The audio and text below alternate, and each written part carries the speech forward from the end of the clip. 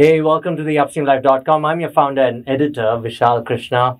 Today, I'm going to be talking about a new VC fund. They're called PeerCapital.in. But before Peer Capital, he is an entrepreneur turned VC. And this is Rohit. Rohit, how are you? I'm good, Vishal. Thanks for having me. Thank you for coming to my humble studio. But most interesting is the fact that why did you become a VC? Go on, tell them. Why did I become VC? I didn't find anything else to do. Is that the honest answer? No. Tell me what's the honest answer. Well, no, I think it was a natural progression of, who I'd become. I just felt that there was a lot more that I could do on this side than having built something for the last couple of decades on the other side. 17 years. Yeah, long time. So I thought it's time to kind of also be able to do something more where I can share my learnings and experiences and also have that itch to do something grounds up, right? Build my partnership together, build the team together, try and make another meaningful impact in the ecosystem. So there you go. Go check out the podcast, okay? You're going to obviously apply to his fund after you watch it. It's called PeerCapital.in. By the way, I must call out my sponsors. It's Finverse.guru. Finverse allows you to learn finance. People like me who are artists have to understand finance. And by the way, go check them out. It's on Play Store and Android. Obviously, Android is Play Store. By the way, it is also on Apple. Okay, go check them out. Finverse.guru. But check out this podcast and let me know what you think. Thank you, Rohit. Cheers. Thank you. Rohit, thank you for joining me on this podcast. And, I've known you for a while and I love the transition that you made from a hospital operator to becoming an investor. I want you to talk about Peer Capital quickly, what you do, and quickly tell me how tough was that transition? Or was it easy? Transition is still happening. Okay. But good to be here, Vishal. I know, so again, we've known each other for the longest time, spoken about multiple things. Good to be doing this. Yeah, look, so for me, I actually feel that it's actually been a natural progression. So life has been kind that during building up Cloud9, I had the opportunity to work with a lot of good founders. Started with, working them purely on their product journeys and then setting up a family fund to start investing in some of these guys. Building a fantastic network of, all the great names and, amazing founders. Had the opportunity to learn with them. Became a scout for Sequoia. So again, tremendous experience where I could write a check on behalf of Sequoia and, how do you kind of go a bit deeper, understand the tech, the team, the TAM and all that, right? It's just, and then eventually when I had an opportunity that at Cloud9 we were taking the company public. So I went up to my board to actually say that, listen, I want to be able to kind of also use my time to build up something from the grounds up. And that's how I started thinking about transitioning full-time into a specific fund where, we could actually start early and, engage a lot more meaningfully beyond just capital as a commodity, right? So that was the entire aspiration of, why I wanted to do this. Of course, I'm building it with two great partners, yes. Ankur and Karthik. Ankur comes from huge experience consulting, Anderson, EY, started up the startup scale-up practice in EY, understands numbers like nobody else, complete first principles thinking. And Karthik has been a seasoned VC. He was with IDG Chirate Ventures for the last 12 years.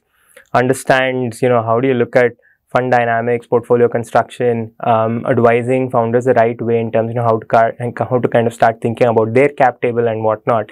So it's a great combination that the three of us have between me being the operator entrepreneur, Ankur being the risk and growth expert, Karthik being the VC expert. So we feel it's enough ammunition and we've all been building institutions of our own right. So we just felt that it's a great time to come together and that's how Peer Capital came about. This is a fantastic segue for me because you met the three. How do you know that this is the right guy for you? It's like, you know what I'm saying, right? You should ask the other guy also. Yeah, I will do that eventually. It's interesting. The three of you. Because I remember you 13 years or 14 years of hard work at Cloud9. 17 actually, correct.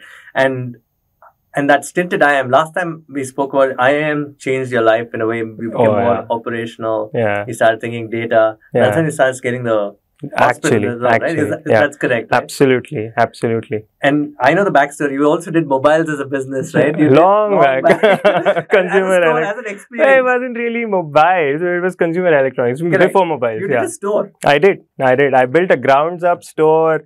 And much before we went live, we were talking about the reality of, ensuring that you pay your team on time, right? No B school will teach you this, right? In B school, this is a P&L item. But how do you get there? And the hurt that it brings of not being able to manage that is so real, right? So that's what real businesses teach you. And I mean, at that time, I had no clue why was I even taking time to do this, right? It was an insistence from my dad to say, go build something you will understand.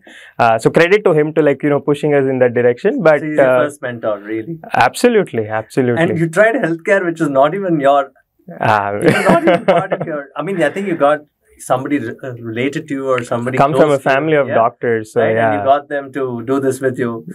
No, they actually got me to do this with them, so I was more an implant because they had the idea in their head to do something in mother and child. Scale.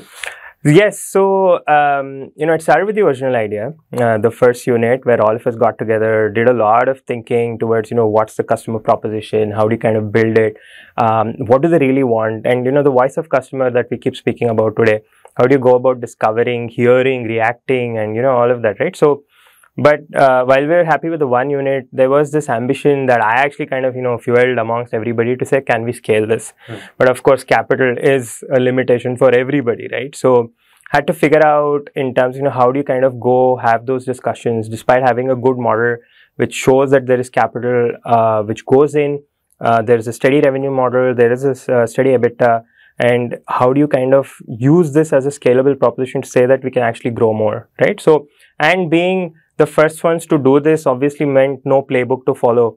So, to go figure out a lot of these things yourself. Yes. So, between, like in today's day and age, and you and I were discussing, if you find something extremely exciting, can you imagine waiting 5 years to grow that model? No, right? So, we had the luxury of time to kind of go, keep correcting a lot of things and understand what's the model before we could actually scale. But again, you know, going back to when my first risk with private capital was way back in 2010. I remember that. I covered it. You did in 2011. Yes. And, you know, so 2011 was when I raised the first round of capital, right? But it was a crazy journey, man. I mean, there's no one willing to talk to you. Even when you are able to showcase that there's real money on the table, people would still say, hey, this is a one center phenomena. Hey, this is a one city phenomena. So you know, it's always kind of building in the aura of self-doubt, right? And of course, the ecosystem has grown from then. But you know, because I got exposed to some of those thinking very early on, possibly shaped me into who I am, right? And as a team, we were able to collectively build, you know, on the goodwill of some of those things. We did have great investors backing us, you know, the sort of foresight that they brought, and how the team actually kind of rallied around all of these aspects to today build India's largest proposition in mother and child. Couldn't have been done without, you know, complete complementary thinking on the founding team, on the entire CXO team, and everybody else, right? So it's been crazy good. You know, my original question was also, you're good with people, from that store to the hospital. And that's you chose these two guys. I mean, I know they chose you also. I've asked them Of course. I mean, do the same first principles apply from your store early to the hospital to this? Do you apply the same principles? Yeah, I think so. I think it is inherently based on the first principles of trust, right? I think it is to be able to look in the other person's eyes and say that, you know, are we aligned for the same objective? Because none of us are here building for tomorrow or day after or something. We are all signing up for huge parts of, you know, our lives being the definition of some of these things, right? We were all achievers in our own rights in you know, our own sectors of what we were doing. For collectively, for all three of us to come, we've all left a lot on the table to kind of again restart, right? So it's a huge ordeal. All of us know the kind of, you know, environments that we've come from.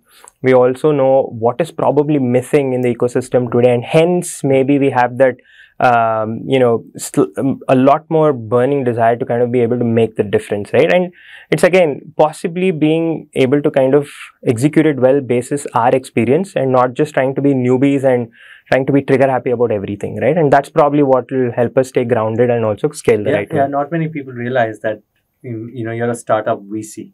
It's a large one. I think the number is 100 million size fund. We aim to be $100 million fund, yeah. So when you are that, I think the ability to take you can't be careless. Yeah. Right? You can't be trigger happy. That was a very, very nice word. And the three of them, you get the operational side. You have one with the risk and growth side. Ankur. And the other one is... He's a VC expert. Karthik, right? Yeah. So that's the synergy, right? Yes. So everyone in the VC world talks about deal size and number of deals that come to you. Typically, how many entrepreneurs write to you now? Oh, it's actually quite a bit. So one thing that we're all trying to do now is individually all of us have been part of the ecosystem one way or the other. I've been an active angel investor, ran my family fund, ran the scout program with Sequoia, worked very closely with a few marquee funds, understanding how investments happen. Ankur has been a huge part of the ecosystem, working with a lot of funds because he used to manage diligence, he used to manage M&As, he used to manage governance, right? All the things that we talk about today. He used to lead that. So he has mad respect from every fund in the country. And Karthik, of course, was there, right? He was building the fund out. He's been able to kind of help the team raise at least about 3 multiple funds, so on, and deploy a good number of it, has tremendous founder love, right? So it's very difficult to kind of find that sort of an aspiration. But in all of this as well, when you kind of look at, hey, what are we kind of bringing onto the table, right? When you look at all of this, you kind of also kind of see that small similar line which is emerging, right? It's very early days, but we kind of know that, okay, capital as a commodity is a one-time discussion, right? A lot of entrepreneurs come to you.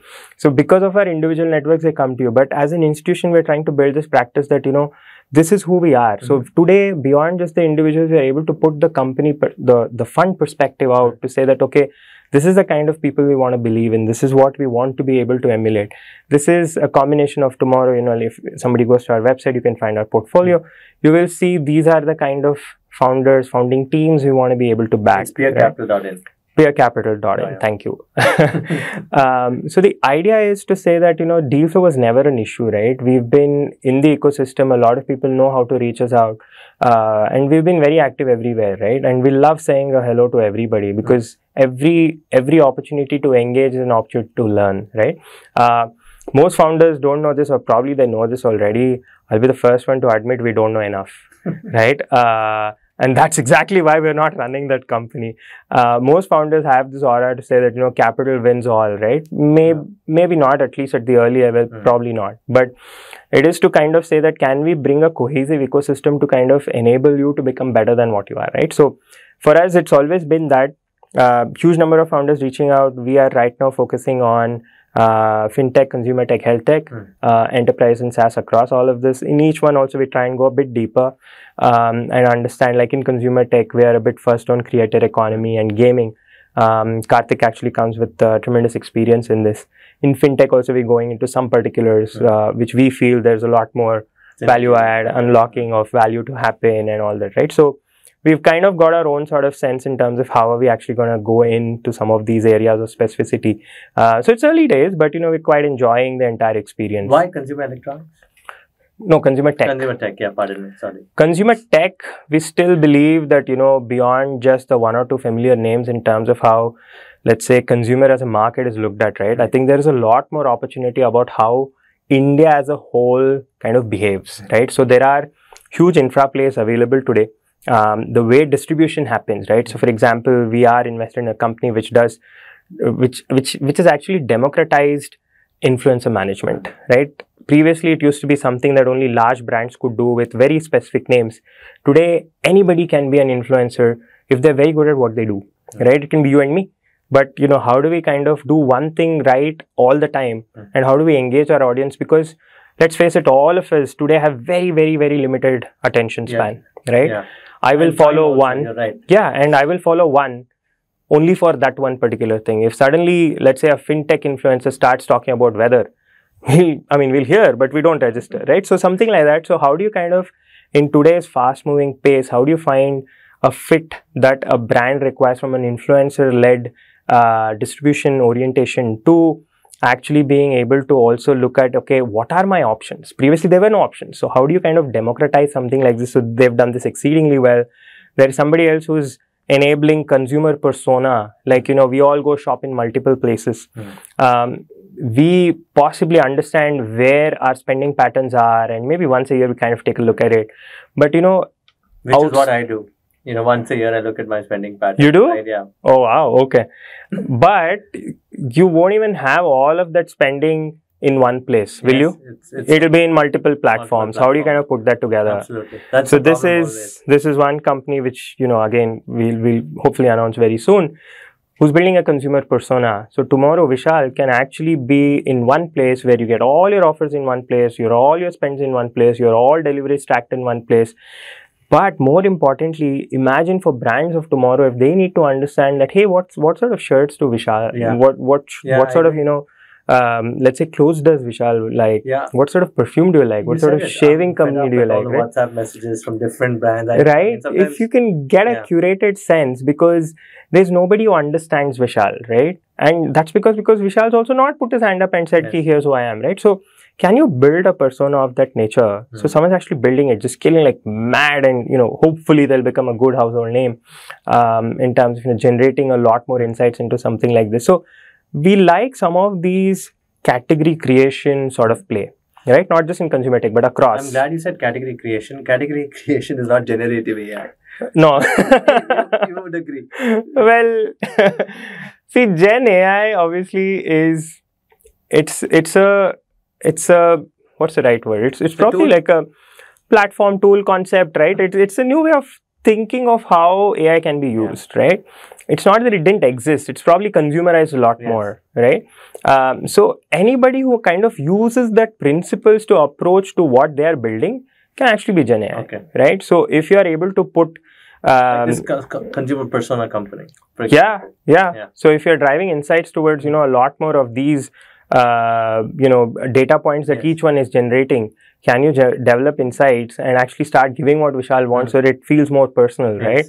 You can possibly do it, right? I mean, we've already seen a lot of the conversational stuff going towards an AI sort of thing, right? Across health, fin, weather again. But, it's very, very kind of personalized already. That's what Gen AI can do, right? So that itself is not the business. That itself alone, it's difficult. Yeah, just that, right? Because ultimately, look, you have to be able to monetize, or you have to be able to spin a story in such a way that, somebody else is able to monetize at some level for all the existing incumbents and shareholders and stakeholders to kind of make an exit out of it. So, I don't know if we've seen something which is purely Gen AI to kind of be able to give you that sort of an access which kind of helps you in this way. I may be wrong. There may be like better people out there who've seen a lot of stuff. I understand what you mean. But from an operational standpoint, you know very well that itself doesn't. Yeah, possibly. I'm more in that to say, can you use that to make yourself better than just that being that? Right? Which takes me to my next question. I'm going to get into the health tech side of your investments also, but that's later. But now, I would like to know the transition from being an angel investor to the Series A kind of check investments that you will do going forward. And you've done 30 or so in the past on your own, right? and how, I mean, the ecosystem has changed so much from 2015. If when you and I were sitting in 2015, it was a very different ecosystem. A lot of students would come in, a lot of people. I mean, AI wasn't even used in Google in India, right? Nobody would search that term, right? What has changed? The check sizes have increased, the better. I think the quality of the entrepreneurs has gotten better. Absolutely. And the way you look at entrepreneurs is different now. No, look, I think not just 2015, let's look at maybe 2000 onwards, right? India was always a land of entrepreneurs, right? Now, if you think about it, the daily hustle that you see, you don't see it in developed markets. It's whether it's for good or for bad, right? Everybody is an entrepreneur in our country, right? And we're all from that, right? From somebody on the street to the largest corporate office, everybody is hustling. So it was always there, but I don't think it is as celebrated as it is today, right? Not just because there have been big failures, but also the wins have been massive.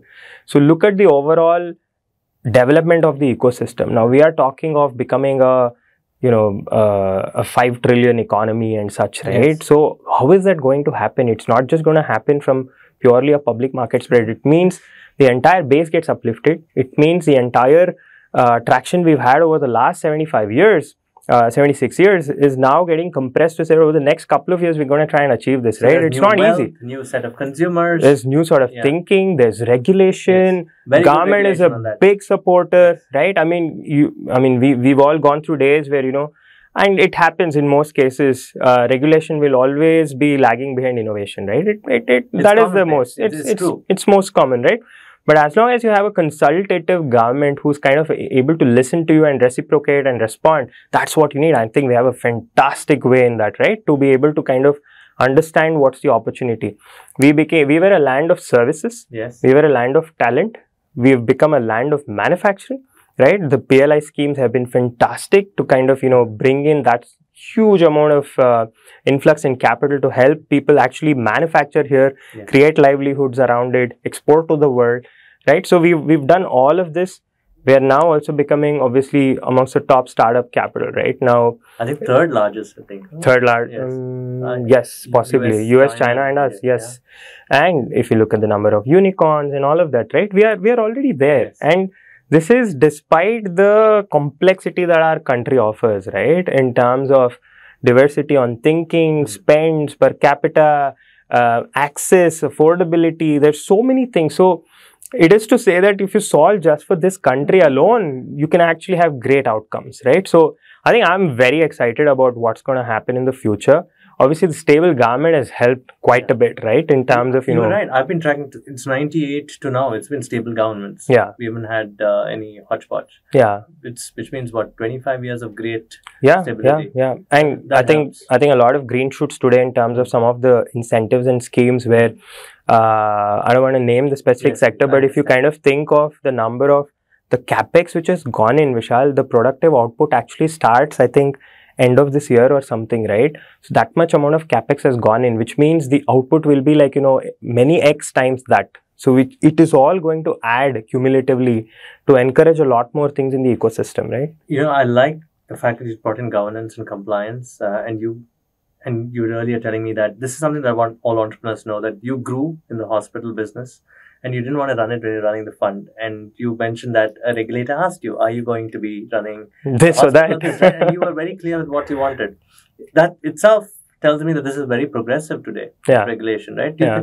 Do you think that you hold that very true to your heart, that you want to give time to your hospital? Look, I think, so I mean, Cloud9 will always be my first baby, right? And I tell this to my son as well, who's 12 years old. But look, the pride that I take in, stating the fact that there's a fantastic team which doesn't need me is probably the biggest win that I can get. Yes. Right? So, I'm very proud of that fact, and it continues to grow. Whatever value add that I can continue to add, I continue to add. But I was very clear that, I'm going to try and spend my time meaningfully where I can also kind of give some of my learning that I've had to kind of help others grow faster and better, right? So that was the whole understanding. So there is no way, and this is the same thing we also expect from our founders as well, right? If you're going after something passionately, go after it and completely go after it, right? You can't say that, look, I'll work on it over the weekends and figure out where we are, right? It used to happen. We've seen this, right? It used to happen. It's like, let it hit a certain traction and then we are on for it, right? It doesn't happen. It has to be mainstream. It has to be all in. That means you should be ready to die too. You have to. When you ready to die, that startup. Absolutely. I mean, mortality is a known risk in this system, right? I mean, it is what it is. It's a harsh word. So Rohit, we've talked so much about startups. I want to ask about processes and systems. I'm in my second year, and yet I struggle with processes and systems. How important are they if somebody came to the table and said, look, I have done this, I've done a product that's scaling. Most of these engineers do that. How do you know that these guys have the ability to build a company? No, good question. So look, I think if you think about why some things fail, right? If it's a product orientation where the outcome wasn't there, probably it failed because of the build. If anything else which is beyond the product or the service, it's usually because of the process, right? That they didn't think of it early enough. You probably cannot overemphasize this early enough to say that, listen, you need to get it done. I think the only way scalable companies can be built is when you are really, really nascent, that you're able to look at some of these things and say, how do I scale this?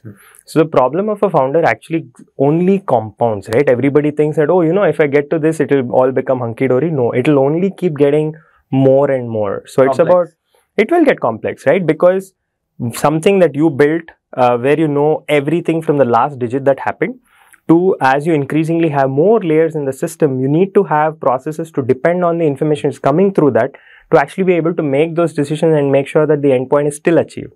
A lot of people kind of think this is going to happen as they grow. It won't, right? You have to be able to lay more emphasis on this. There are 2-3 ways of, how do you kind of see for signs if people are critical about some of those things, right? Very early on, if somebody is able to get into the data details of, how they are looking at some of these mechanics. Look, we invest in early stage, right? So most of the numbers, let's say, are imaginative because they have not been achieved, right? So we have to look at that information, marry it with a little bit of fuzzy logic to say that can the outcome still be arrived at. But if the founder knows the granularity of, okay, if I tweak this, this is how it's going to happen. It can be people, it can be process, it can be, it can be the product in itself. How do you kind of look at some of these things in granularity? If someone's able to showcase us that, then we know that they can get it done, right? Second is the kind of teams that they've possibly run before, right? If they've had the opportunity to like be part of a team, if they've had opportunity to be, let's say they have founded a company before, didn't work for whatever reason, right? Trying to go deeper to understand what were those things which they did right as against what went wrong is possibly also a good insight to understanding how he or she thought about it.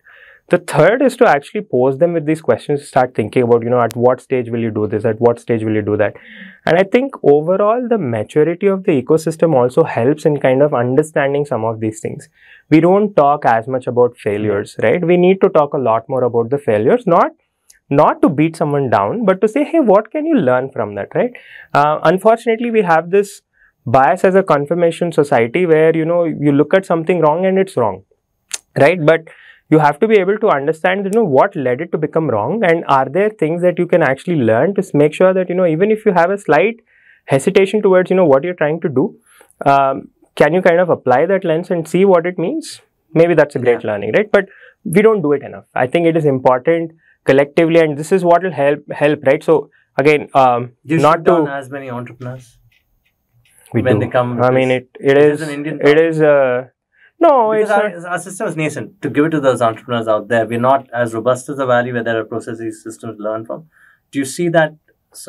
It is because I think people have to understand and appreciate something like this. I was about to tell you that we've met a few founders in the US. I'm sure you would have also met a few of them. A failed entrepreneur there is probably like much wiser than someone who's largely been successful here, right? Because the kind of insights and their ability to storytell is very, very rich, right? That we have to learn, right? And if there is something that we can do as PeerCapital is to kind of push everyone in the right direction to say, need to kind of understand these granularities a little bit more, right? There's nothing too small. If it is part of the organization, it's part of the organization. You either need it or you don't need it. If you need it, you have to be able to do this. To entrepreneurs that come to you, you like the person or the team, but you said, no, look into these granularities and come back. It happens quite a bit because some people, some founders also have this very sort of I won't say tunnel vision, but are very married to the idea that because it is happening in this way, it will actually explode in this manner, right? Sometimes it's not even them. Sometimes the market may not be ready. Sometimes it may be way ahead of time. Sometimes maybe the tech is becoming obsolete, or way we consume some of that information may be different, right? So you have to kind of, it is a natural part of the system that we are in, that we end up saying a lot more no than yes, right? So it's also about how do you kind of say that no, right? Can you help them meet others who can probably kind of help them in the stage that they are in? Maybe something's too early for us, maybe something's too late for us, right? So we have to kind of find that fit where we are also able to add value to the founders, right? So it is a part of the process. Okay, your job is, when you ran the hospital business or the chain, the cost, the number of doctors, the consultants, how do you pay them, then the staff, and there is a definite P&L, and there's a definite predictability to this. Here, there's no predictability, like you're mentioning, right? How do you call bullshit on a lot of things? How? I'm just wondering. Sometimes I will get to that question you have to go answer to your LPs later on. Oh yeah. So how do you call bullshit on a lot of these things? Because sometimes you also feel you may miss out on saying no to a person who's really told a good story, but you want to call bullshit on it. You have to be true to yourself. It is what it is. I think you don't carry yourself with emotion. You cannot. Look, I honestly, this is where partnership helps, right? Yeah, they have the harder task because I like everything. I like everybody. I like everything that I see. So I'm very happy that way, right? But when you apply the collective principles of saying that, okay, here's what we're trying to do. So we're building a calibrated portfolio. We are not trying to build a 200 company portfolio. We are building only a 20 to 25 company portfolio in our first fund, which means we have to be extremely choreographed in terms of, how we are going about decision making. Still large check sizes, huh? It is, it's about a million-ish, about 10 crores is what we would ideally like to do. And that's where we are today. A large part of the fund is also reserved towards doubling down on our winners. A lot of young funds miss out on this thinking. They always think that it's about portfolio building. While it is true, it is also to have ammunition enough to kind of go and, compound your winners, right? So that is what, again, helps from the large experience pool that we come from to be able to do some of these things. But, it is, you have to be true to that in terms of saying, to your question about, do you call bullshit? I mean, you can. The biggest service you can probably tell a founder is to say that, look, it is essential to kind of look deeper and understand that is this of real essence, right? Honestly speaking, at a time like this, the kind of quality of founders who are coming in to build today, Vishal, is very good, right? So they understand that when capital is scarce, will you kind of get capital buy-in for ideas which, let's say, today everybody is talking about sustainable, not from a climate point of view, but sustainable business models, unit level economics, right? 2 years back, if you had asked this, they would have run away to somebody else who would have given the money, right? So it is changing, and it's a good sign of the ecosystem that everybody's building for sustainable business models, right? So if you can't see it in some look, there will be category creators where there will be burn. That is natural to the business, but you can't have something where monetization is weak. You can't have something where, only 4 people will be able to buy out of 1 million, right? So some of those things cannot happen. And maybe it is a good business, but remember that we have to also tell founders that, hey, not everything needs to be VCable, right? If you're building a great business, you probably don't need VC money, right? Try and look at other forms of capital. There is so many forms of debt today available. If you know that you are in a revenue generating capacity and you can build a profitable unit level economics, you don't need to raise equity or the equity of this nature, right? So there are so many avenues. So we will actually be doing a great service in showing the mirror and talking about things that we feel are possibly, basic in nature, right? But again, look, every investor has their own way of looking at things, right? We are still trying to form our views and what we believe is the right way to kind of do it. The same thing may be extremely different in another investor's point of view where they actually like what they're doing. So be it. So it's also about for the founders to find the right fit for the investors. You don't want a disgruntled investor coming in who will keep hounding you every time to say that, oh, but I thought you're going to be doing it this way. So which is where transparency helps quite a bit. When you started up, I thought you're going to do a healthcare kind of deep tech fund. I keep getting asked that a lot. Right? Yeah. Right? I mean, it's natural, right? but I was surprised you're doing consumer tech. Fine, I understand India is going to grow and therefore consumer tech matters. SaaS, I understand. FinTech, also true.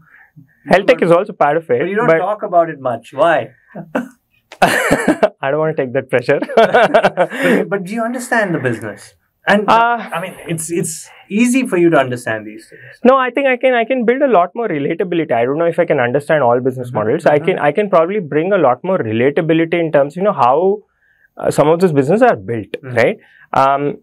Why didn't I do a healthcare specific fund? Because at this time, I don't think there is that depth at early stage. In our country? In our country. I think we'll need a little bit of moving ahead. You want to explain that, please? So I think, look, there are a lot of people trying a lot of things. Look, funds of this nature always come with finite timelines, right? There is a time for investment. There is a time that you have to actually start seeking exits. I don't think the healthcare ecosystem is there yet to be able to kind of fit the 7 to 10 year cycle yet at an early stage. Can this exist in later stage Series B plus private equity? Absolutely, because you have your choicest of picks to then be able to kind of, go in and deploy more capital, because that capital will only help you grow the model out and there is no question mark about, hey, does this even make sense as a business, right? There are a lot of things. Honestly, I want to be able to enable a lot of them, but I don't think I'm there yet. And I don't want to come under the pressure to kind of say that because I've raised capital, because of that, I want to be able to deploy in something like this. To me, it felt like a little bit too much. Maybe as we go ahead, will we have a specific part of the corpus as towards healthcare? Maybe. I mean, it's too early, right? we don't want to get subjected to kind of boxing ourselves to say that 30% we will do this, 30% we'll do that. We don't want to do that. That makes sense. So, but you will do health tech SaaS. We do. I mean, this is a daily part of what I do. And even if I can't invest, or when we can't invest as a team in some of the healthcare opportunities, I'm absolutely happy to open up the network. There are some fantastic hospital chains, including Cloud9, where they're super bullish on working with startups to kind of see how do you kind of work on that. Right, in 14, 15, we did, yeah. Go work with a lot of young entrepreneurs, give them a chance, give them, what do you call them? The first pilots? Customer, Pilots, yeah. And it makes sense, right? I mean, see, it's also about what's the kind of system you build internally to be able to use some of those outputs, right? So a lot of them are now scaling up nicely towards some of these things. So how do you even get them to kind of go say hello to the right person? That itself is enough. Getting them access to the first customer is probably bigger than what capital we can give, right? So happy to kind of enable some of those conversations and see how we go. But for me, I felt it's a bit too early in the early stage. On the science side, at least. On the healthcare, yeah. Otherwise, you have to. I mean, I'm not saying healthcare. Health tech, when I do, I think is a lot more limited. When you say healthcare, between, let's say, medical devices, AI, AR, VR, all of those, I can't understand a lot of those. No, I would only probably relate to it from a more consumer point of view and probably not appreciate what the founders are doing in something like that. So I didn't want to come under any of this confirmation bias to say that why this can't be done. So I have to learn. What have you learned in the last 1.5 years of being a VC? Something that I'm glad you have two people who say no to your emotion and say no, not everybody. Yeah. What is the biggest learning for you there? It's not easy. Definitely not easy. Absolutely. It's like completely new, right? You completely wrote off and started a new beginning. No, I mean, not just that, but even in terms of, there is a lot more, right? Like when you were investing individually, you're kind of, thinking deeper, and it's a very founder-led decision that you would do, right? You're seeing the other person, one or two parameters, and you're saying yes, right? Here you have to apply a lot more filters, and that's been my learning, and I continue to learn on that. Going deeper in understanding the way they can actually build resilient systems. The ability to kind of do a lot of good storytelling. The ability to kind of showcase how can you build strong teams, right? And most importantly, how do you do the outcome analysis? How do you kind of simulate exitability in some of these things, right? When you're writing angel checks, exit is the last thing you're talking about. And this is the first thing you have to think about, to say that, okay, is this a business which has capital attractiveness? Will this business become something where it has enough legs to say that, okay, between 1 or 2 rounds of capital, and then it can actually go and do what it wants to do from a, access to capital being freer, let's say, can go into the public markets nowadays. And, hopefully this will become mainstream. We are seeing great signs that, a lot of companies are coming into the small size listing, right? Which is fantastic, because our country needs a lot of it, right? It just needs entrepreneurs to think bold, that they can stand the might of, all the processes and governance and regulations and stuff. Even if they think of themselves as a small company of, let's say, 100 crore revenue, can you go and become that liquid asset, right? I think that is fantastic. And we will see it. I think in the next 2-3 years, we will see a good run of some of these things, right? We have a huge run in terms of how public markets, how all of us are investing in public markets. What used to be a very small percentage, we are now at about close to about 10%. China is at about 14%, US is at 55%, dude, which is like, we have a long way to go, right? And we are the world's most populous country. We have to put all of these numbers into use somehow, right? Yeah. So I think it is definitely good from, where we are today to, how do we want to kind of go. A lot of it is the personality. We talk, for example, in your case, I'm sticking with you, 0 to 10, when you started off the hospital chain, and 10 to 100, 100 to 1,000, you didn't think small, saying, hey, a lot of people say that I've got to this and that's that, right? And I mean, the hunger to get there. One is the systems and processes that you have to build. You have to stay confident. You said small size, 100 crores, and I'm thinking I'm at 0, getting there, right? I mean, would you say in hindsight, there is no luck here? I think there's a lot of luck. There is? I think there's a lot of luck. I wouldn't discount luck at all. Really? I mean, look, right place, right time. you can't substitute hard work, you can't substitute persistence, but look, you have to be lucky to be there at the right time, to have able to done something that you have. Not just me, not just my team, everybody, right? Anyone who's been successful. I think I've seen a lot of great founders who had that sort of a tech or a vision, but it was too early. Market was not ready. What do? You don't have the capital to kind of stay invested for so long that the market matures into something like this, right? And that's where you get caught out. And that, to me, that is luck, right? That's interesting, man. I mean, you say, a lot of new entrepreneurs, you're saying that timing is everything then? Absolutely. Timing is everything. Absolutely everything. That means you're saying you're lucky. You just got lucky. I'm happy to admit. That's good, man. Okay. Now, here's my tough question to you. You're running this new startup, which is PeerCapital. You have to talk to LPs. Not many people realize that there are people asking you questions abroad. How much of the capital is Indian? You don't have to. It's largely Indian now. It is Indian, right? What is the typical thinking, man? We just spoke about, India going to 5 trillion, maybe 10 trillion, and then these people have to buy into that narrative. Yeah. Right? Yeah. And you're essentially saying we're not there yet in the deep tech, but in the consumer side, yes, we're already there. So what are the typical questions? Do they understand? Mr. Pai and his family have been saying we need to have long-term investors. Yeah. And I'm sure when you go to people, you tell the story of India. You're a storyteller there, right? How does that pan out? And how many such people do you meet? Oh, so look, let's look at it this way. And, going by the whole luck story, I'd like a lot more luck on this. And it will happen, I'm sure. I look at you in the way you built the chain, so I know this will happen. It's only a matter of timing, like you said. And I hope it works. Hope for the best. So look, let's look at the asset class in general, right? Yes. Asset class in general has been there for the last 10, 12 years, right? In terms of VCP has been there, post-liberalization in some form or the other, but that used to be very limited. It used to be FIIs and stuff. Yeah, mostly domestic capital. And all that. And it used to be a lot of foreign capital, right? Domestic capital, looking at this as a particular asset class to invest in, has only started growing over the last decade or so. You also have to be in a situation where you are able to see enough cycles of these investments where you are able to return capital. That has also started coming in only recently, right? Like a lot of companies went public, stocks became liquid, there was a lot of acquisitions which happened. There is, of course, the brutality of something also going very bad very soon, right? So this asset class in itself is maturing. If you think about the corpus in terms of, let's say, family offices, look, individuals are still individuals. They'll make their own, sort of investment decisions on, how do they want to play the asset class. For me, for example, I'm over invested in this asset class than, say, public market or debt or anything like that. For family offices, one always has to look at it as a sliding index towards, how much of it is towards illiquid, how much of it is towards liquid assets.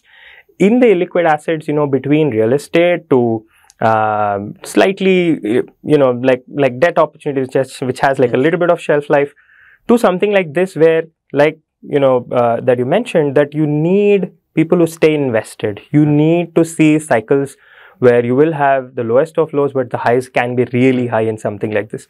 That maturity is happening now. You will see that family offices, which probably had like 1-2% or 3-5% of their overall investable asset, that corpus, that they could actually put in something like this.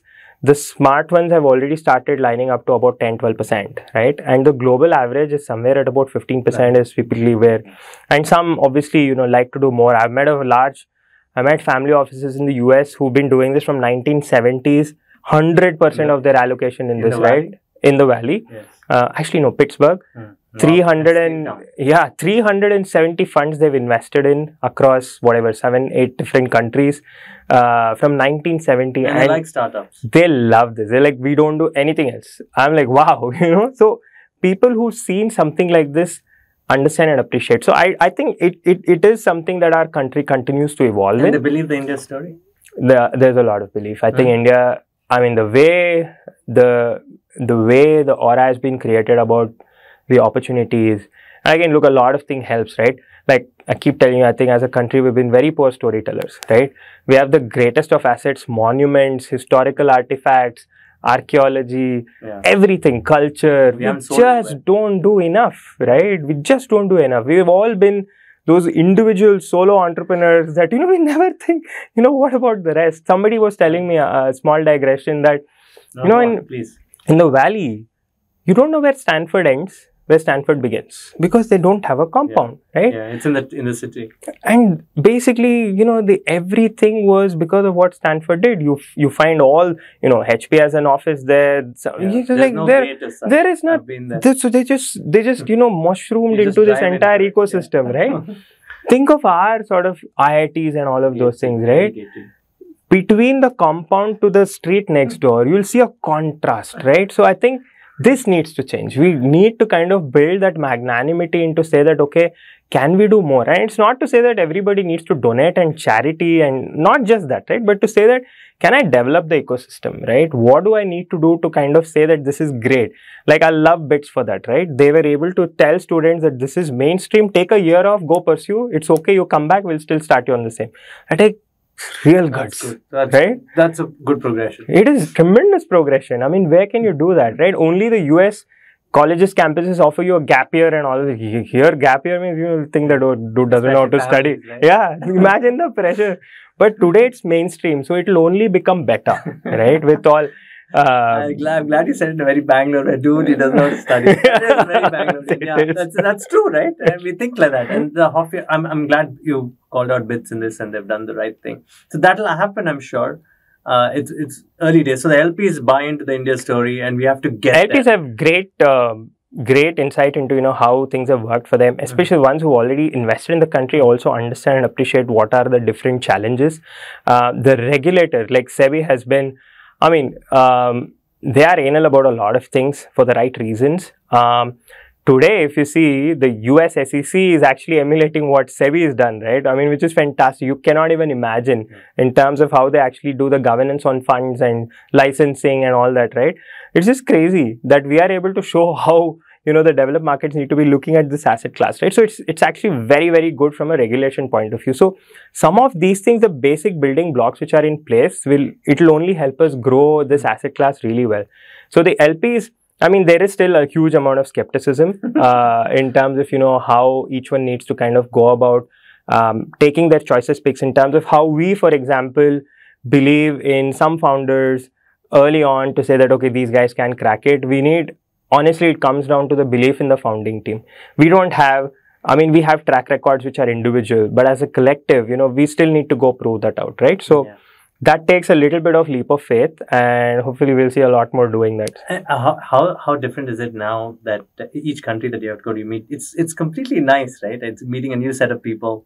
And how's the VC network? The hospital network is, when you're doing a hospital chain, it'll be local government, be local, people, wealthy people, all that contrast happens. When you do this on a global scale, what's been the learning there?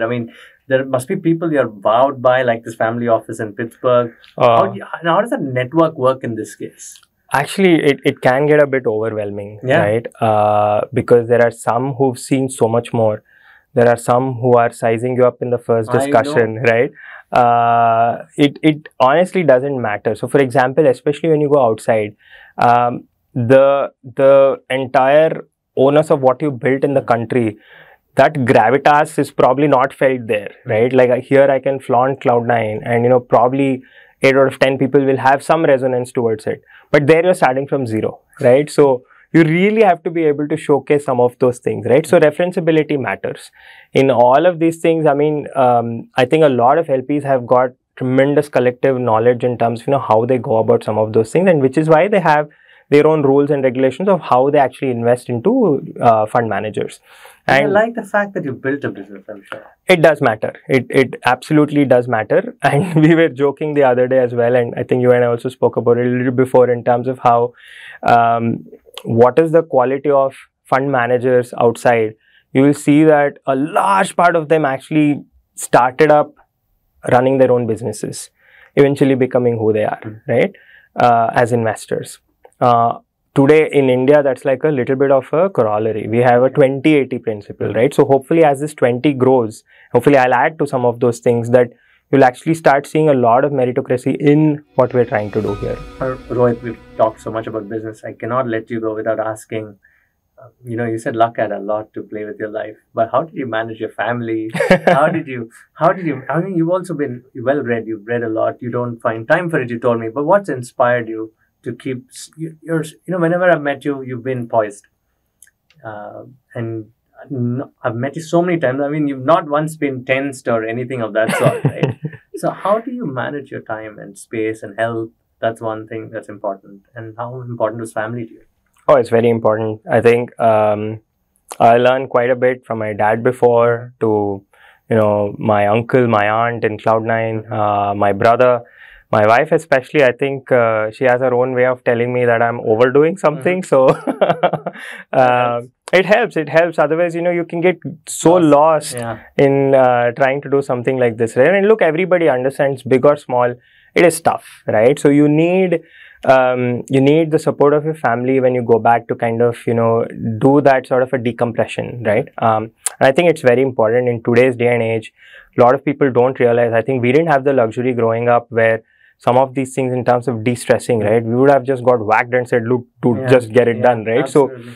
So today we have to think about it differently, right? The kind of behavior we are showcasing to our kids who kind of get inspired or actually kind of over emulate some of these things, right? We have to be ever so watchful because we all spend so much time with our kids, right? We want to. So I think these things kind of automatically ground you, right? It's not that I've not had a stressful, I've had a very stressful life. I think I do a good job wherever I can to kind of, appear brave. Yeah, but no, it helps. So I think decompression for me is I play on the weekends. I play badminton on the weekends. Try to get some sport sometime in the week. We both me and my wife, we love to stay active, picking up something or the other. So we work out together and all of that. So it gives us a good amount of time separately from all the chaos that we handle. You do these things together. We do. Okay. Yeah. We like taking breaks. We do travel a lot. Something that we've always loved doing and exploring. That a priority, regardless. We have obviously COVID was a break, but otherwise, no. I think you also get this sense of realism when you actually go meet a lot of different cultures, a lot of different people. You appreciate the niceties. You also want to kind of have that aspirational will when you come back home to kind of be able to do better, right? So it's nice. So we like taking some of these experiences in. I used to love reading. The last book I read was, I don't think I've read it fully, Shoe Dog was the movie great book. Nice, movie, I mean, I don't think it does just, the book is like a lot more, it has a lot more things in it, but yes. That's one single book that I have not read it. I have not read it fully at all, yeah. People recommend it. It's an easy book. It's an easy book. It's like you're speaking to someone. It's an easy book, right? But again, look, I'm also a culprit of today's new normal. So, I love consuming bite-sized information. So, podcasts and all of those things. I think it kind of gives you a little bit of overall sense of, how things are shaping up. You don't have to go into the mastery of something like that to be able to understand some of those nuances. So, I think you get away a little bit trying to be aligned towards what's happening and you get your daily dose of consumption on a lot of these things. But look, 24 hours is never enough. Hopefully it'll be enough at some stage, but yeah.